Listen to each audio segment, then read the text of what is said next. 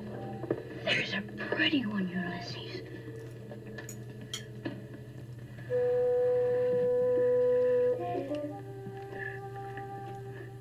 There it is. Hello BookTube, I'm Sean the Book Maniac. Welcome back to my channel. Here I am with a bunch of Canadian women authors for your reading pleasure. This is my contribution, one of my contributions to the Reading Women Readathon, which is sponsored on BookTube by Kendra Winchester. And this is part of the podcast that she is a co-host of called Reading Women, and they have a year-long reading challenge.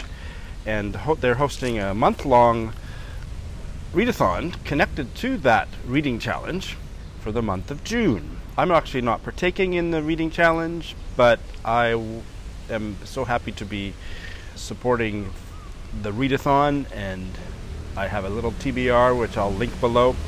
But mainly I'm going to put all the links for the readathon, the reading challenge, and the Reading Women podcast in my show notes, so please check those out. I'm here today to give you some recommendations for some books by Canadian authors. This is the challenge number 9. Read a book by a Canadian or an Australian author. So I have very eclectic reading tastes. I'm going to give you the titles and authors of some Canadian books that I have read and loved, but this is by no means a comprehensive list at all. So hopefully somebody else will be making a video with other choices, but these are mine. These are my heartfelt recommendations. The first one has to be Do Not Say We Have Nothing by Madeleine Tien, a 2016 novel, shortlisted for the Man Booker Prize. It won one of the Canadian literary prizes. I can't remember if it was the Governor General's or the other one. She was the daughter of Malaysian Chinese immigrants to Canada, and this is her maybe third novel, I'm not sure, but this novel is mostly set in China, but the story begins in Vancouver and then soon goes into China, where the story takes place. I can't remember if it starts just before World War II, because there was the Chinese Civil War, so maybe the Chinese Civil War and up to and just past Tiananmen Square massacre. And while this is not a book for everyone, some of my favorite bookish friends didn't like it, and my mom didn't like it, but this is one that Eric Carl Anderson and I like, so this is very special for that reason. But more than that, this book ripped my heart out. It's a book about a group of Chinese musicians and composers in China during those decades. And I didn't think I was interested in reading a book about music, and I didn't think I was interested in reading a book set in modern China. And this is the best book I've ever read. So that's all I'm going to say about that. Going back much earlier, 1954, Ethel Wilson, Swamp Angel. This is maybe my favorite Canadian novel. That's my favorite novel, kind of in a different category, but in terms of Canadian novels, this is my favorite. I just read it last year, and it's about a woman in Vancouver who leaves her husband and goes up into northern BC, gets a job at a hunting and fishing lodge, and reinvents herself. And the writing is just gorgeous, and it really pulls you in. And one of the secondary characters, where the title comes from, Mrs. Severance, she's an old lady in the story, but she, in her youth, had been a circus performer with her husband. And her stick, her thing in the circus was juggling revolvers. And her revolver is called the Swamp Angel. So she's my favorite character in all of Canadian literature. Read it for that alone. I don't know how she got into this 1954 novel, but I wish she'd make a comeback. She is absolutely delightful. Close second of my most favorite Canadian novels is The Break by Katharina Vermette. Katharina Vermette is a Métis Canadian writer, and for those of you not Canadian, that short explanation: mixed race, Indigenous, and something else, historically French. If you're in Canada, it has a much more tortuous definition that I won't get into, but this novel is also from 2016 and was nominated for umpteen literary prizes and didn't win nearly enough. and it's about a group of Indigenous women in Manitoba, and it's written and set in the midst of Canada's epidemic of shame, which is that tens of thousands of Indigenous women have gone missing or been murdered over the last several decades with very little police interest or detection or prosecution. And this book is so important and so beautifully written with fully drawn characters, several generations of Indigenous women that are dealing with all of this stuff. It's absolutely beautiful. It's not an easy read, but it's important, and check it out.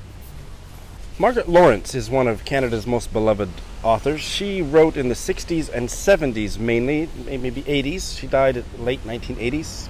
Not so old. She was only 60 when she died. And many of her novels are set in a fictional town in Manitoba called the Manawaka. And the two that I recommend most heartily are her 1964 novel, The Stone Angel, which is about a 90-year-old woman looking back on her past, and The Diviners, 10 years later, 1974. Both part of the Manawaka cycle of novels, and those are perhaps her best known, but I think anything by her you should check out.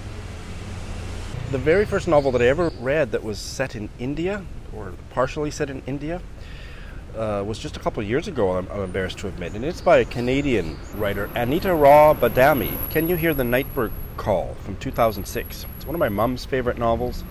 She actually gave me a copy for Christmas around that time. I actually found myself sitting beside Anita Raw Badami at the Vancouver Writers' Conference around that same time, and I still never read it, so I finally read it a couple of years ago. Really, really liked it. It's not a perfect novel, but it's a gorgeously written novel with a lot of tragedy. It starts out in the Punjab just before the partition and all the stuff about the partition, and then the families come to Vancouver, and then the Air India bombing happens. So all of that, a lot of tragedy, but really lovable characters that break your heart. Like I say, it's not a perfect novel, but it's a really good novel, and I recommend it highly to you. Speaking of heartbreak, All My Puny Sorrows by MIRIAM TOEWS. The spelling is very different from the pronunciation. She is a Mennonite Canadian writer, and I wouldn't use the religion as a descriptor for most Canadian writers, but I would her stories are very much set within Mennonite culture in Canada, specifically Manitoba, and she writes about that culture unflinchingly and with so much humor. I didn't care for her first, wasn't her first, but her first famous novel, which was A Complicated Kindness. That was 2004, but I absolutely loved the one that came out a decade later, All My Puny Sorrows, and it's based on her life, but it's about two very creative and creatively accomplished adult sisters, one of whom has suffered from lifelong depression alongside her musical talents, and she is extremely suicidal, and it's about their relationship. It's not a happy story, but it's written with so much joy and humor amid all of that heart-wringing stuff going on. So again, it's really heavy, but it's beautiful, and it's wonderful on audio.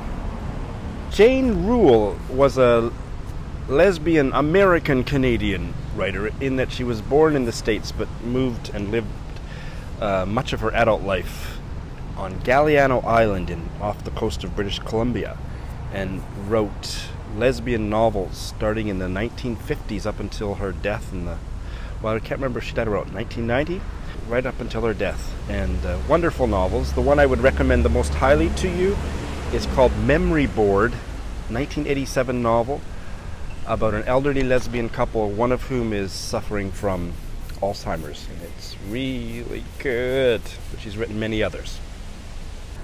And lastly, and maybe I didn't need to include this one because it's fairly well known because it was an Oprah book, Fall on Your Knees by Anne-Marie MacDonald, a sweeping saga that's a historical novel that's set in Cape Breton Island, much of the story, about a family originally from Lebanon, if I'm not, it's been years since I read it, but I think Lebanese-Canadian family.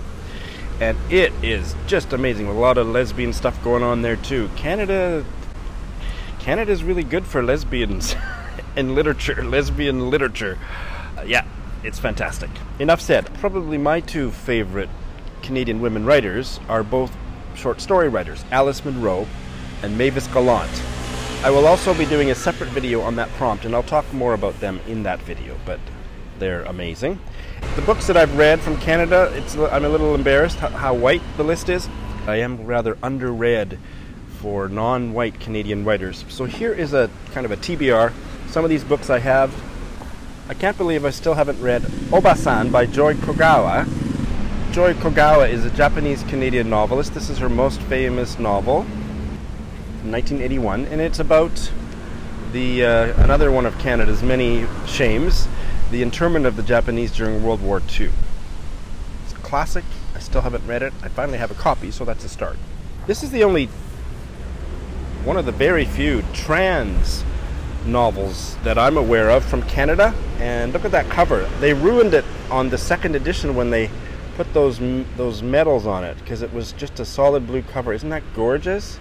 This is called Small Beauty by Jia King Wilson Yang. Jia King Wilson Yang. And it is a trans novel. She is a trans writer, and she uses the pronoun she, so I will do that. She's a mixed race trans woman living in Toronto. And this is enough said, but I'm really looking forward to finally getting to this. Camel of What Camel Reads did the Insert Literary Pun, Jennifer of Insert Literary Puns Classics Contemporary tag. I still haven't got to that one yet. I gotta read a whole bunch more classics before I do it. But anyway, and he reminded me of another novel that I've been dying to read by a Trinidadian Canadian writer, Shani Mutu, Sirius Blooms at Night, published in 1996. I didn't know very much about her, but so many people have said that's just an amazing novel, and also very heavy around sexual abuse and maybe domestic violence and Trinidadian Canadian identity and culture clash. She's written many novels, and she's a visual artist as well, or video artist, I'm not sure. More recently, her novel Moving Forward Sideways Like a Crab. How's that for a title? From 2014. I'm very curious about both of those. And she was born in Dublin, Ireland, to Trinidadian parents. Grew up in Trinidad and then moved to Vancouver at the age of 19. And lastly, Afro-Canadian writer Dion Brand, poet, activist, novelist. Two of her novels I'm curious about. I don't know anything about these novels, but I've been meaning to read a Dion Brand novel for years. 2005, What We All Long For. 2014, Love Enough. Speaking of enough, I've gone on long enough. Have you read any of these books? Which of these do you think you'll be most likely to pick up? And please, if you are aware of other Canadian women writers and books that need to be recommended, please recommend them in the comment section below. I'm expecting a lively discussion down there. Thanks for watching.